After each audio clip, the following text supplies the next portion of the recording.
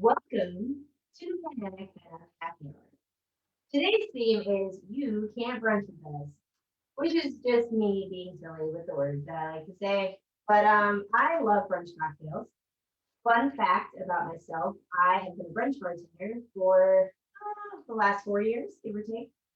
And originally, I got a lot of flack from a lot of other bartenders because bartending is viewed very much so as like a nighttime job, where you like are a night walker, you sleep during the day, and you work ungodly hours. And I switched to brunch bartending so that I can have a more lively social life, and I love it. Like, I make a ton of Bloody Marys and a ton of mimosas, but other than that, it's really nice. People are in a good mood. Usually on the weekend, they're trying to have fun, so I get to help them start their day. It's a different environment, absolutely a different vibe, but I really like it. I still enjoy night bartending, but being a brunch bartender is giving me a certain perspective that I enjoy having. And one of those perspectives is really bored with brunch cocktails. I think they're like overplayed. I don't know how many more juices you can put in a mimosa, but like, can you stop? That would be my request. Let's just stop. Let's make them interesting if we're going to keep making them. Same thing with the Bloody Mary. I don't like tomato juice, so Bloody Marys have never been my thing. I have made a Bloody Mary here on the class, but it was very Asian. I used sake, I used tomatillo green tomatoes and soy. It was very different. So today, I'm hoping to send out revolutionary vibes into the people's world that do brunch and hopefully make some new classics. And by that, I just mean I hope somebody somewhere drinks these and it's like, ooh, I would totally prefer this over a mimosa every time or over a Bloody Mary every time. I'm actually working on a Bloody Mary riff that I'm not presenting to you guys today. I'll probably present that in a savory cocktail class. We'll talk about that more later. Well, we'll be doing three cocktails, and I really want to talk about the inspiration for these cocktails. I think it's really cool to hear the story sometimes. If you don't, and you're watching this later, you can just fast forward through all my nonsense until you see me pick up a shaker. But I wanted to start with one that I'm calling Bevvy. Bevvy is kind of a cute name for beverage in places like Australia or England sometimes, but mostly Australia. Bevvy is beverage and Tucker is snack. So I always just thought it was a cute little word. I've also come across a couple little restaurants that are called Bevvy. I just thought it was a nice name. But I wanted to do at least one cocktail that was a little on the sweeter side because I like breakfast. I love breakfast. It's like my favorite meal. I'll eat breakfast for dinner. I'll eat breakfast for lunch. I'll eat breakfast for breakfast. I'll eat breakfast all day long. But I also really be in the mood for sweet breakfast because I'm picky. Like, I don't just eat any French toast, guys. It has to be really good French toast. Same thing if it's gonna be like pancakes or waffles, like I'm picky. So I just want to do one brunch style cocktail that's a little on the sweeter side for those people that do like French toast or pancakes. This is for you. So to make the Betty, we are going, I want you to envision like peaches and cream splash French toast. That's kind of the vibe I was going for. So we are Oh, going to use an ounce and 3/4, which is not a measurement I use often, but sometimes it's the right one. So an ounce and 3/4 of a peach or apricot vodka. Now you can absolutely infuse your own vodka if you like. Fresh fruit infused vodkas are delicious. I really like Western Sun. It is a Texas-based vodka. I'm not endorsing it because it's Texan. I'm endorsing it because it's delicious. No, I don't get paid. Really wish I did, because then they could send me all these bottles that I drink. But I have an ounce and 3/4 of that. And then I made a toasted oat milk for this cocktail. So you can actually just buy a lot of alternative dairy products nowadays. You have rice milk, hemp milk, soy milk, oat milk. You can buy oat milk. But the reason I decided to make my own was because I really wanted to add in a little more dimension to the flavor instead of it just being like, oh, this is supposed to be milk, but not. I wanted to toast the oats that I put into the milk, so now there's a little bit more depth. Because that's what you get if you're cooking, right? You get that toastiness that's on French toast, or if you're making pancakes, they have that way that they brown that gives them the flavor that they have. So feel free to buy oat milk, but I really wanted to make my own. So I'll be using an ounce and a quarter. This cocktail's all over the place. It's like the ratios. An ounce and a quarter. And the recipe for toasted oat milk is on the flyer that went out earlier this week for this particular class. We are going to use regular cream. That's just to give it a little extra body. So just regular heavy cream, 3/4 ounce. We have to sweeten it up. Let's say it was a sweet breakfast cocktail. We're going to use a 1/2 ounce of simple syrup. And then to give it a little spice, because that's my favorite thing about French toast is like this kind of. So we're going to use cardamom, because I love cardamom. It's one of my favorite spices in the world. So I'm going to use cardamom bitters. And we're going to use 4 drops. Now, if you have trouble finding cardamom bitters, you can make a tincture yourself, soaking cardamom in like an Everclear or a vodka base for a couple of days. Or you could just add cinnamon, cardamom, whatever your favorite spices to the simple syrup, and then just scratch these drops and just use the spice simple syrup. That would be delicious. But now that we have all that in there, I'm gonna add some ice.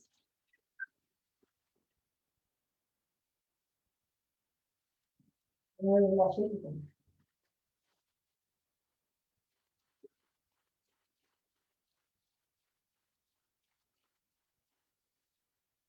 Okay, so you want to shake it for about 10 to 15 seconds, give or take.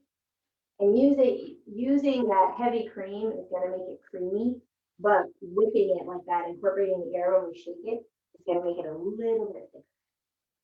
Nice and frothy. And then we're going to strain up, which if you're newer to the class, that just means without ice, directly into our cocktail.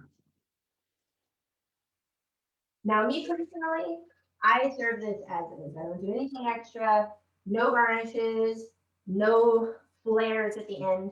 But if you're a really big fan of cinnamon and spice or anything of that nature, you could sprinkle just a hint of cinnamon on top. But yeah, it's just a very simple cocktail. It smells like peach pine or cobbler. Like it's got that spicy, that fruitiness, but it's just really pretty and creamy, and it tastes like breakfast.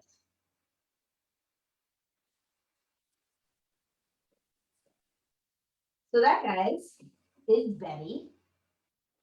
And for my second cocktail, I wanted to do an interpretation of a White Russian. White Russians are so popular.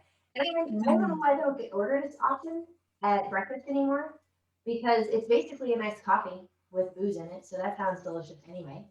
But I mean, I love booze in my coffee. I love Irish coffee, but I love boozy coffee. But last month I was at a friend's wedding, and his fiance was, or now spouse, but his fiance was very much into White Russians, like problematically so. She said that was like her thing. But she's really the runner, and asked me if I could maybe do something different. I really wanted to make it custom, and my head started spinning. And then I was like, well, I could also do it like maybe vegan if that's a thing. I don't know. I was trying to find all these crazy alternatives and keep it within the White Russian family in ratios and ingredients, kind of.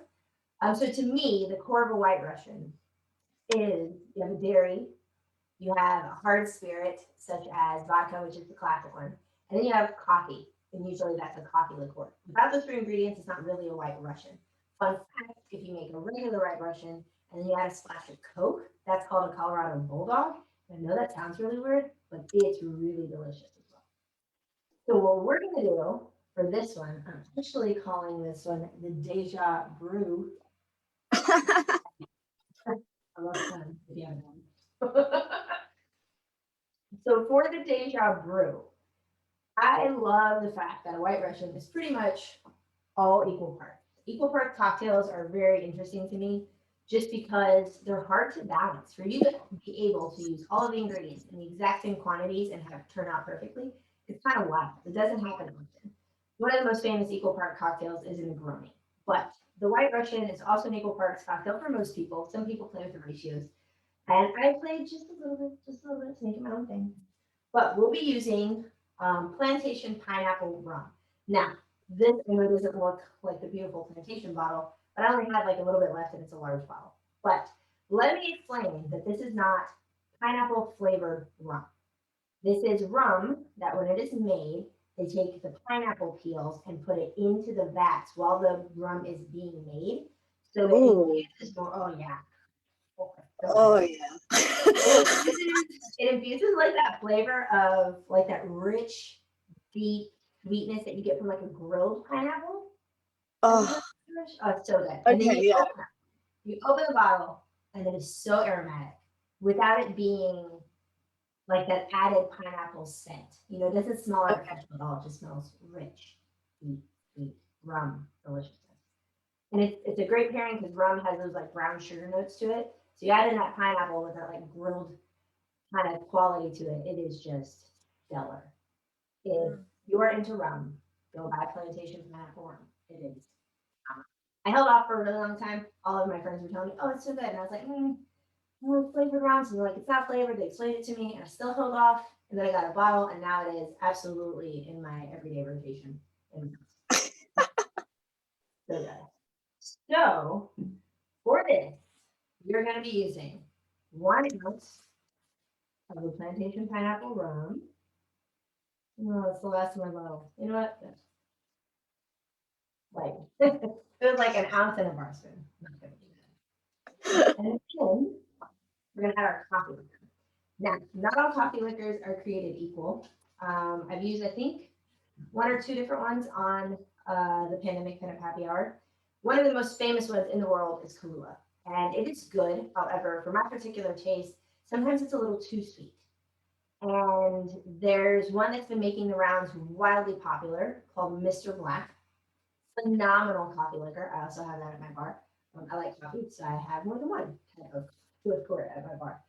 But Mr. Black tastes like the best cup of like black coffee, just American black coffee, not espresso or anything else. Just imagine the best cup of black coffee you've ever had, and that's what that tastes like. It's really clean, really crisp, very coffee. And then you have grind, really pretty label. Ooh. Um, and I love this. I absolutely love this. The difference between this and some of the other ones, I chose grind for a couple reasons for this particular cocktail. However, even after I explain that, use what you find, use what you have, use what you like. So grind has a rum base. So I thought rum, good, because a lot of people don't do well mixing a lot of spirits. So we're keeping it in the rum family. And then grind is basically an espresso infused rum as opposed to a coffee liqueur. So it's higher in proof. It's not as sweet as a liqueur because it doesn't have a ton of added sugar. So it doesn't have the same thickness or viscosity, but it still gets a lot of sweetness from that rum base because rum is made from cane sugar. So it works beautifully in this cocktail for all of those reasons. And then on top of that, it's just super tasty. So if you can imagine the best espresso you've ever had with a tiny spoon of sugar added to it, that's what this tastes like. And it's like $14 a bottle. So it's like half the Oh, price of the other ones. It's like my favorite selling point for me. If I can find something that's really good but also equally inexpensive, you got it. Like, and now your clientele for the rest of forever. Even if I was like stupid wealthy, I would still probably be buying this one. I'd probably buy more than that. I'd probably walk out with 3 bottles instead of one. But I love things that are really good and also financially accessible because I really hate that sometimes some of the most delicious things in the world are just financially not feasible for people. So I love finding things that are. So 1 whole ounce of our grind coffee is right. And then we're going to use coconut milk instead of an actual dairy. I just thought pineapple, coffee, coconut, that sounded good to me in my head. And then when I combined it, it was good. So we use 1 whole ounce coconut milk. And then we're going to add just a little bit of pineapple juice. So when I ran the cocktail together, it was tasty, but it was lacking just a tad of sweetness and balance. And I didn't want to just add more sugar. And I did want to kind of enhance those pineapple notes from the rum. So I'm going to use a half ounce of pineapple juice. And that's where the ratios are no longer equal parts. Trust me, I did try with an ounce, but it was too much. It took away from the rest of the cocktail. So just do that. All right, so now we're gonna do ice like I do.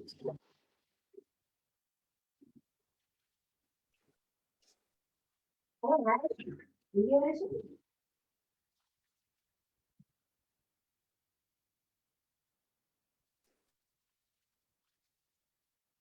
You're taking yourself. Don't worry, get your day job. Then you try to take them on the camera.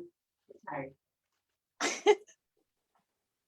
I get my work doing this. This is the only way I burn calories all week. I burn calories doing actual exercise too. This is good. So I like my white Russians served over large format ice cubes, which means those fancy big old squares or spheres. And then I'm gonna strain it.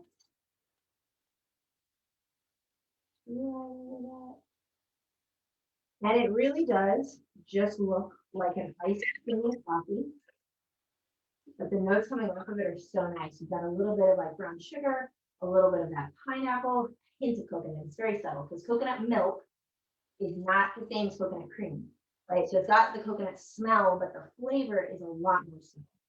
And then I'm gonna take a dehydrated sample. Oh, and that, guys, is Deja Brew. Totally drinking.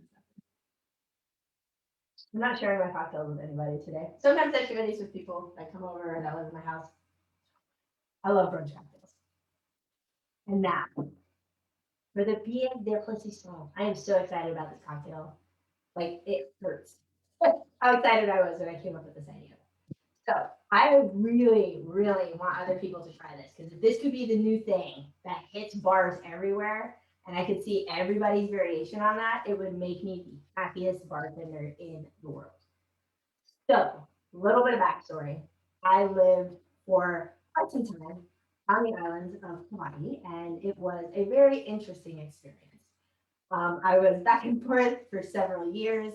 There were many, many good things. I met some wonderful people, but it just wasn't the right fit for me. And I know that sounds insane because everybody's like, why would you leave? It's so beautiful. And it's, such a relaxing and vacation place. Let me tell you right now, I don't like beaches. Don't even try to have that conversation with me in person. You're not going to convince me. I lived in Costa Rica. I lived in Hawaii. I visited Florida. I lived in Abu Dhabi, which had beaches. Beaches are okay. I'm more of a mountains and like open fields. I love lakes, but sand, saltwater, not really me. Beautiful from afar and kind of being around it. But I loved learning about the culture. I loved the hiking. Oh my gosh, the best hiking in the world. We have another participant today, Mr. Allen popping in from Australia. So this cocktail today that I'm doing, there is something called an acai bowl. Now, acai is not necessarily Hawaiian, but it is quite popular on the island. Acai is a berry that is grown from a palm tree that hails from Brazil. And it looks very similar to like a blueberry in color. They're kind of a dark purpley color. And if you go around Hawaii, they have these acai bowl stops. And what that means is it's basically a so what that means is you can walk in and the way you can go to like Subway and the Subway sandwiches are their thing, or you go to like a Freebirds and it's burritos, or Chipotle, I think is everywhere. I don't know if Freebirds is everywhere. But the acai bowl stops, that's all they serve. There's places that serve acai bowls on their menu. Like I think the Jamba Juice out there still has one. But the acai bowl places, where that's all they serve, it's fantastic. They have these menus, they have maybe 10 to 12 different acai bowls, and they take the acai berry and they blend it towards nice and thick. Not quite as thick as an ice cream, but not quite as thin as a soup. It's right in the middle where you can still eat it with a spoon without having to use a straw, and it can hold up an array of ingredients. So they take the acai berries, they blend them, they become this beautiful purple color, and then it sits in the bottom of this bowl, and it can have all these different toppings. So classic toppings include bananas, strawberries, blueberries, granola, and honey. And anything after that is kind of like everybody gets to pick and choose what they want. So you can do coconut. I've seen bee pollen. I've seen some that have like mint or basil added on top. You can absolutely go insane. Whatever you want to put on top of it. I would say the trend is usually fruity, um, but it's just really good. And if you've been on a hike, they're hefty, they're huge, they're cheap, they're really nutritious, and they digest really well. So it's a really good way to get all those things that you hiked out back in without bogging you down for the rest of the day. So now that you know what an acai bowl is, and I know a lot of people do, but just in case you didn't, there you go. I wanted to make this into a cocktail. Like I said before, I don't like Bloody Marys. I know that so many people are obsessed with the toppings. And I was like, oh, acai bowls have a lot of toppings. And I love acai bowls. They're fruity, delicious. That sounds like breakfast. It is in a lot of places. Let's turn it into a cocktail. So or this cocktail, which I'm calling the Kama'aina, which is the Hawaiian word for local. That is, if you've lived there long enough and you're not a native, it's different if you like were born and raised there. But if you are from anywhere else and you move there and you stay during your time there, you are a Kama'aina. So I was kind of hoping to give off some Kama'aina vibes so y'all can have a glimpse of what it might be to live on the island and what it might be to taste the island all in one single glass. So for this cocktail, we are going to be using an ounce and a half of acai liqueur. And now I know there's several out there. I can't speak to any other brand but this one. I bought this because it was inexpensive, new. They had the small format bottle. So I was like, okay, cool. I don't have to commit super hard. If I don't like it, it won't be a big deal. Because I think this bottle cost me like $7. I took one sip of this and my mind was blown. So the people over at Fair Spirits, they make these in France. Kudos. Like, oh my goodness. I can't wait to try the rest of their line. They have a cacao, they have a pomegranate. I think they have a persimmon or a kumquat, something like that. And apparently they also make a gin. Now, the acai was the only one I picked up, but I'm sure I'm going to pick up the other ones in the later read in my class if they're as good as this, because this is insanely amazing. It tastes like an acai bowl, but boozy. So I'm going to use an ounce and a half of the acai liqueur. And even though I'm using that liqueur, it is a little sweet. I wanted to add just a little more alcohol to it, not necessarily to add the, not necessarily to up the ABV of the cocktail, more so that it could stand up to all the other ingredients that I want to put into it, right? So like if you have this awesome sauce, but you can't put it on a decent steak or a piece of chicken, the sauce is just sauce. So you need a good backbone in your cocktail when you're using a lot of ingredients like I am in this one. So just to kind of balance out that backbone a little bit, I'm going to use a half ounce of extra dry white vermouth. And then we're going to get a little crazy. So we're going to use 1 ounce of coconut milk.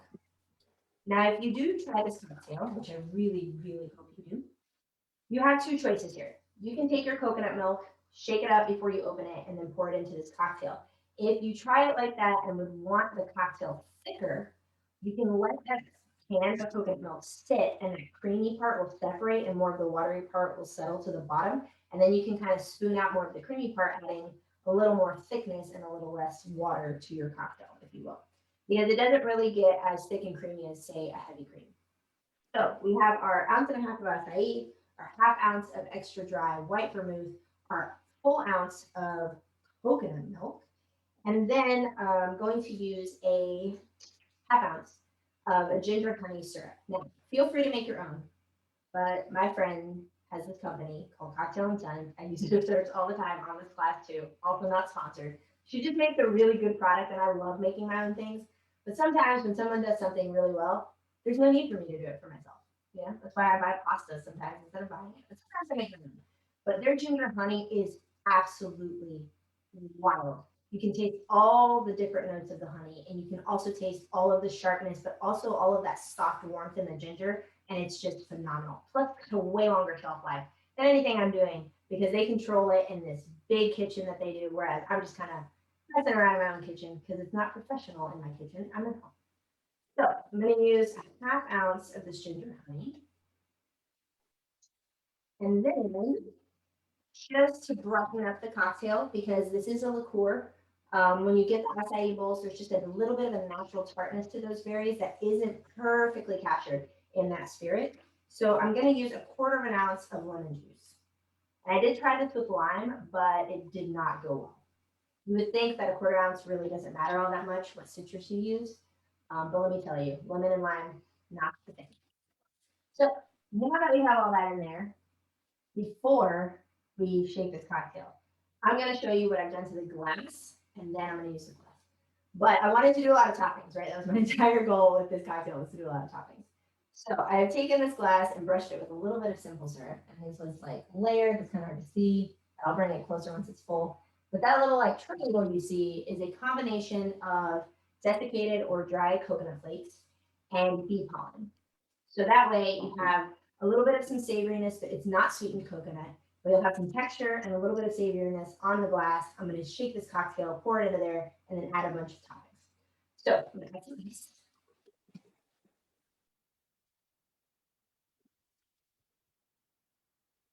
And shake it. That's what you do with a shaker, Chandler. You just shake the cocktail.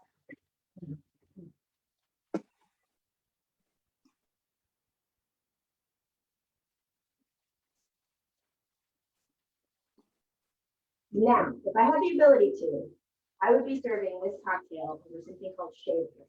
This is a very Hawaiian thing. It's kind of like a snow cone, but it's not like a snow cone. Stone thing, guys.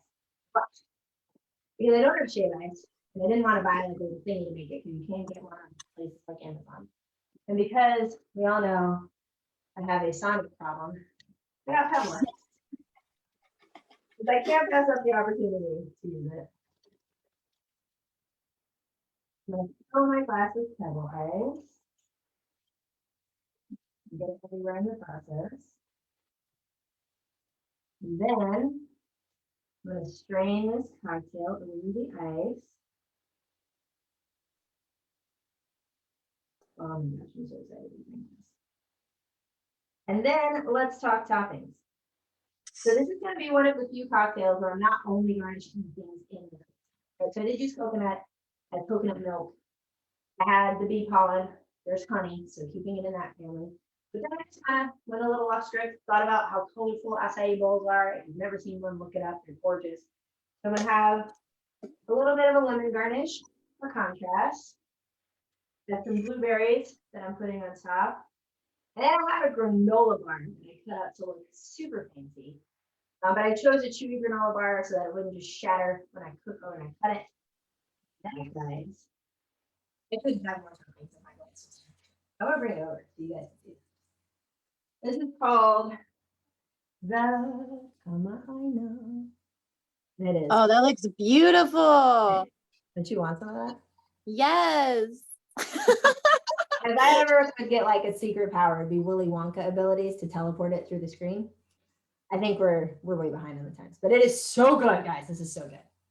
And it is shocking to me, like how good it tastes, how many of these I could drink without feeling like it's getting too cloying, which is when you drink something that's so sweet, you're just like, I don't think I can do more of these. I'm starting to feel like too much. But it is absolutely wonderful. I've tried a bunch of different variations. I did kind of want the color to be a little richer, closer to an Acai Bowl traditional color, which is kind of like in between this beautiful purple and this light purple. But the flavor just never added up. So with this balance, this is the color you get. Please try it. Find an Acai Liqueur. If you can find this one, do it with this one just so that I know we're on the same page of like flavors, and then we can talk about toppings and glassware and all the kinds of things that y'all want to put on this and replace the Bloody Mary. Okay, that thing has reached its limit. I don't know how many more toppings you can put on it. I've seen it with like a burger and chicken wings and fried shrimp. Like, calm down, people. Make some Ina, put some fruit and some awesome toppings on it, and change your day. Just change your brunch. Because basically, what I'm trying to say is if you can't drink like this, you can't brunch with us. In the class, so that means we have reached the end of our class. But before I sign off, I did want to give out a kindly reminder. I'm out of town next week, so there won't be class because it's really hard to do this while I'm on the road. But after that, we will be getting back to it, and we'll have way cool things. And later on, I think sometime next month, or somewhere in the next 5 weeks, my studio will be changing. So stay tuned. I'll be also posting videos of like what I'm doing to modify my space just because I'm bored and people find it entertaining. But thank you for tuning in. If you are on Facebook or watching this on YouTube, if you have any questions whatsoever, please feel free to reach out to me. If you have a topic you want me to work on for you, or you just want to see me be challenged with something incredibly odd, throw it my way. I love those things. But happy Easter to anyone who is celebrating today, and happy brunch, even though it's no longer brunch time. And hope to hear from you and see you again, not next Sunday, but the one after.